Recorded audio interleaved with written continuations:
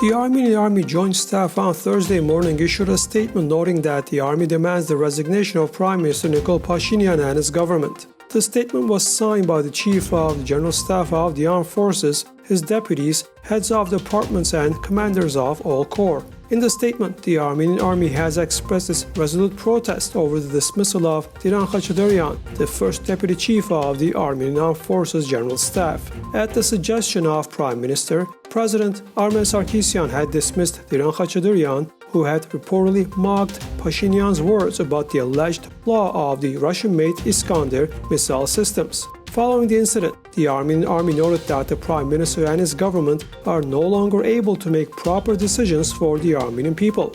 After this statement, Nikol Pashinyan made a Facebook post, noting that he had signed the necessary documents to dismiss Onik Gasparyan, Chief of the General Staff of the Armed Forces. The Prime Minister also noted that he considered this statement a military coup attempt, and he urged his supporters to gather at Republic Square in downtown Yerevan. Numerous political scientists and analysts, however, have called the Prime Minister's aforesaid announcement an attempt to lead to civil strife and bloodshed.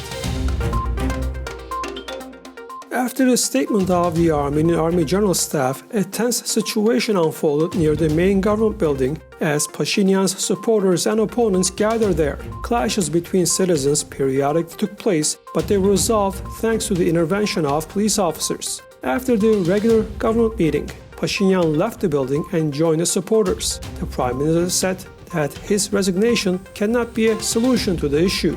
After that, Pashinyan marched through the central streets of the capital Yerevan. He walked surrounded by police special forces which lined up in several rows. By the way, many social media users noticed that most of the participants in the march were police officers and some of whom were in civilian clothes. The opposition Homeland Salvation Movement, in turn, quickly assembled a rally supporting the Armenian Army's statement. Back in 2018, Pashinyan was holding his own rallies in Armenia, demanding the resignation of the then authorities. The rallies are being held in Armenia day by day as people are still demanding the current government's resignation. People are protesting in Yerevan, even amid the police violence against the protesters.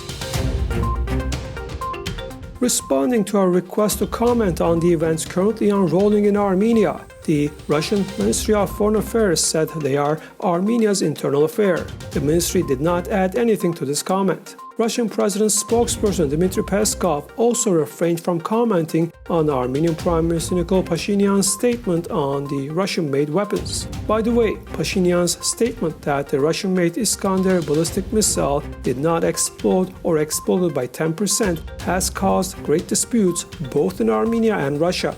According to experts, Pashinyan has questioned the efficiency of Russian-made weapons. Russian military journalist Yuri Kotenok, in turn, noted that Pashinyan's statement was dictated by his U.S. partners.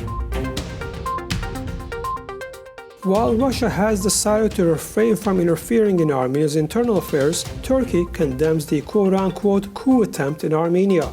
According to them, one can criticize and demand the resignation of a government, but to overthrow a government with the help of the army is unacceptable. Armenian analysts have assessed Turkey's statement as a support for Prime Minister Nikol Pashinyan.